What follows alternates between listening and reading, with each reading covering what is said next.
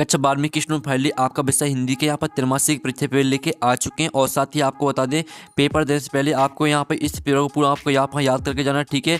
हम संपूर्ण उत्तर सहित आपको कराने वाले हैं पेपर, ठीक है। पूरा 80 अंक रहेगा। समय आपका यहाँ पर 3 घंटे रहने वाला है। और साथ ही आप यहाँ पर निर्देश पढ़ लीजिएगा, ठीक है। फाइनली आपका पूरा यहाँ पर हिंदी पे आ चुका है, तो वीडियो को लाइक कर लीजिए, ठीक है। जो यहाँ पर लाइक के बटन है वो दबा दीजिए और चैनल को सब्सक्राइब कर लीजिए। तो चलिए स्टूडेंट, आपके यहाँ पर हिंदी पे वो देख लेते हैं। तो फाइनली आपका जो पूरा यहाँ पर हिंदी पे वो आ चुका है। तो आप यहाँ पर दिल्ली सही विगत चुनकर लिखिए, आपके 6 नंबर के आते हैं। तो पहला था ठीक है, इलाहाबाद के प्रवर्तक कवि हैं, तो आपका था जयशंकर प्रसाद। बात आपका आगे।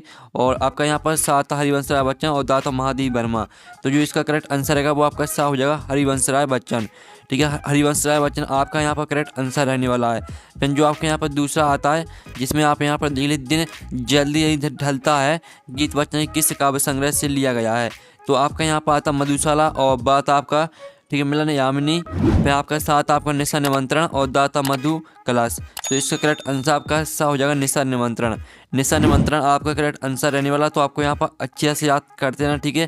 तो इसलिए वीडियो को ध्यान से देखिए और सुनिएगा, जिससे पूरी ऑब्जेक्ट है वो आपको यहीं पर याद कर लेने हैं। फिर तीसरा था भाग 3, पाठ किस विधा में लिखा गया है। तो आपका आता कहानी और बात आपका आलेख, साथ आपका रेखा चित्र और दाता आपका लेख। तो भाग 3 पाठ किस विधा में लिखा गया है, तो इसका आंसर आपका सा हो जाएगा रेखा चित्र। रेखा चित्र आपका करेक्ट आंसर रहेगा। फिर आप यहाँ पर देख लीजिए चौथा आता बाजार का जादू जानने का अर्थ है। तो आप यहाँ पर देख लीजिए इसका आपका और साता आकर्षक वस्तुएं, बाता उपहार की वस्तुएं, साता उधार की वस्तुएं और दाता उपहार की वस्तुएं। तो इसका करेक्ट आंसर आपका हो जाएगा आकर्षक वस्तुएं। फिर आप यहाँ पर देख लीजिए आपका पाँचवा आता है ईश्वर बाबू किस तरह के जीवन के पक्षधर थे। तो इसका जो राइट आंसर है वो आपका दा हो जाएगा सादगीपूर्ण। फिर आपका आता 6वां अर्थ की दृष्टि से वाक्य के भेद होते हैं। तो आप यहाँ पर देख लीजिए इसका आपका आता 4, बात आपका 6, सात आपका 8 और दात आपका 10। तो यहाँ पर अर्थ की दृष्टि वाक्य के भेद होते हैं आपके 8।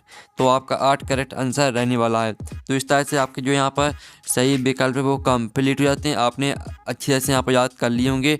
अब प्रश्न 2 आता है रिक्त स्थान की पूर्ति कीजिए। तो आप यहाँ पर देख लीजिए 6 नंबर के आते हैं। तो पहला आता मैं अधिकतर डॉट डॉट लिए फिरता हूँ, तो इसका आंसर आपका नहीं शेष हो जाएगा। फिर दूसरा आता मैं बना बना कितने जगह रोज, ठीक है, रोज मिटाता हूँ मैं डॉट डॉट अलंकार है। तो इसका आपका करेक्ट आंसर रहेगा पुनरुक्ति प्रकाश अलंकार। फिर आपका आता तीसरा मेरे भ्रमण की एकांत साथी डॉट डॉट ही रही है। तो मेरे भ्रमण की एकांत साथी भक्तिन ही रही है। तो भक्तिन आपका करेक्ट आंसर रहेगा तीसरे रिक्त स्थान का। फिर चौथा आता परिमित शब्द का अर्थ डॉट डॉट होता है। तो परिमित शब्द का अर्थ होता है सीमित। तो सीमित आपका करेक्ट आंसर है चौथे रिक्त स्थान का। फिर आपका 5वां आता है, जिसमें आप यहाँ पर देख लीजिए, ठीक है, 5वां आपका यहाँ पर रिक्त स्थान आता है वह शब्द जो क्षेत्र विशेष में बोले जाते हैं डॉट डॉट कहलाते हैं। तो इसका आंसर आपका क्षेत्रीय शब्द हो जाएगा। फिर 6वां आता आप लोगों की देखा देखी सेक्शन की घड़ी भी डॉट डॉट हो गई। तो इसका आपका यहाँ पर 2 ऑप्शन आते हैं, सुस्त और गतिशील। तो इसका राइट आंसर आपका सुस्त हो जाएगा। तो इस तरह से आपके जो यहाँ पर रिक्त स्थान है वो कंप्लीट हो जाते हैं। अब प्रश्न 3 आता है सत्य असत्य का चयन करके लिखिए, ठीक है। तो आपको यहाँ पर अच्छी तरह से याद करते जाना है। फिर आपका प्रश्न पहला आता है बच्चे प्रत्याशा में नीड़ों से झांक रहे होंगे। तो पहला आपका सत्य रहेगा। फिर दूसरा आता प्रवासी की डायरी बच्चन की आत्मकथा, तो ये भी सत्य रहेगा। फिर तीसरा आता श्रृंगार रस के 3 भेद होते हैं। तो ये आपका सत्य हो जाएगा, ठीक है। श्रृंगार रस के 4 भेद होते हैं, 3 भेद नहीं होते हैं। फिर आपका यहाँ पर देख लेते हैं चौथा आपका आता बाजार दर्शन पाठ की रचना का महादेव वर्मा है। तो ये आपका असत्य हो जाएगा। फिर आपका आता मुहावरे का प्रयोग भाषा में चमत्कार उत्पन्न करता है। तो ये आपका सत्य रहने वाला है। फिर 6वां आता सिल्वर वेडिंग या उत्सव विवाह के 25 वर्ष होने पर मनाया जाता है। तो यह आपका बिल्कुल सत्य रहेगा। तो इस तरह से आपके यहाँ पर सत्य सत्य कंप्लीट हो जाते हैं। अब हम यहाँ पर देख लेते हैं स्टूडेंट आपकी सही जोड़ी आती हैं, जो कि आपकी 7 नंबर की आती हैं। स्तंभ आओ में दी गई पहली आती है आपकी कविता की बहानी, तो इसको आपको कुंवर नारायण से मैच करना है। फिर दूसरी आती है आपकी मधुशाला, तो इसको आपको हरिवंश राय बच्चन से मैच करना है। फिर तीसरी यदि 3 तिरह होना, तो इसको आपको बिखरा जाना से मैच करना है। और जो चौथी यदि पहलवान की ढोलक, तो इसको आपको फणीश्वरनाथ रेणु से मैच करना है, ठीक है। चौथी आपको फणीश्वरनाथ रेणु से मैच करना है। फिर 5वीं आती है उपमेय को उपमान से श्रेष्ठ है। तो 5वीं आपकी हो जाएगी यहाँ पर व्यतिरेक अलंकार। और ओम थानवी को मैच करना आपको यहाँ पर किससे, यहाँ पर अतीत में दबे पाँव से। फिर जो आपके साथ में आती है मुद्रित माध्यम की विशेषता, तो इसको आपको शब्दों का इस तरह से मैच करना है।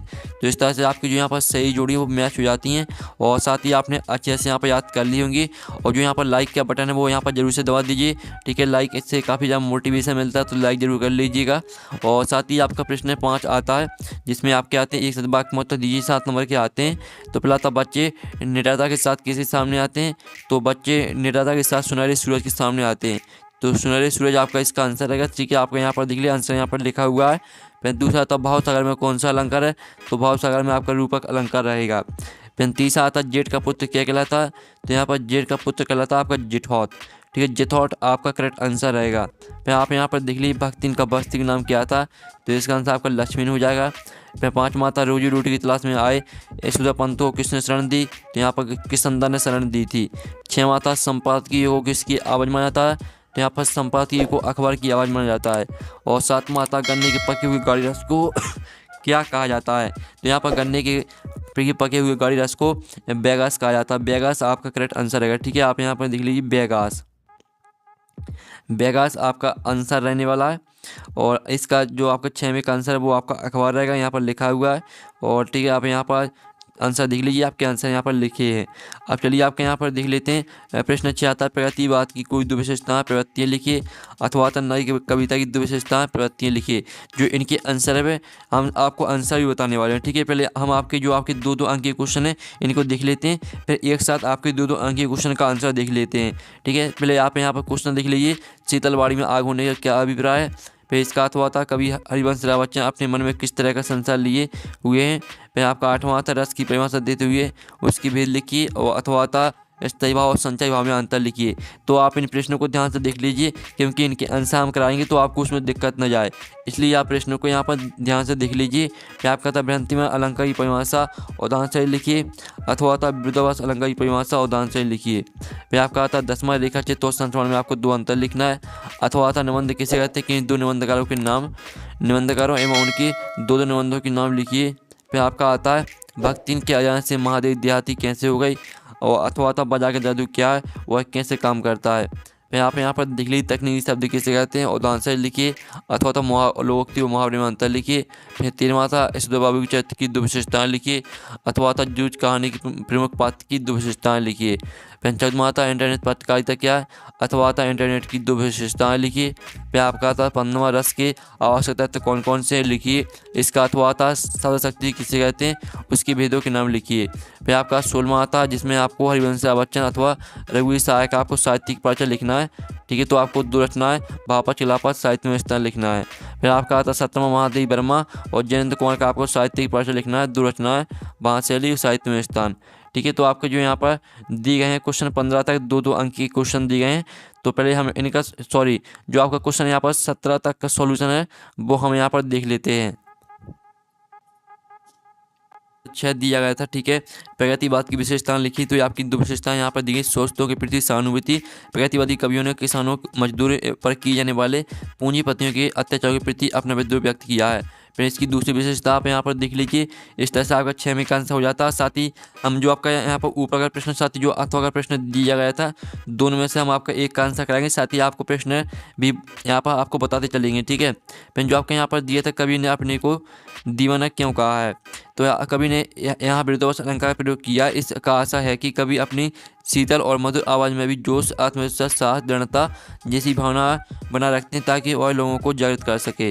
तो इस तरह से आपका आंसर रहने वाला है। फिर आप यहाँ पर देख लीजिए रस की परिभाषा और आपको रस के, ठीक है, भेद लिखने थे। तो रस की परिभाषा रहेगी कि आपको पढ़ने या सुनने से जिस आनंद की अनुभूति होती है उसे रस कहा जाता है।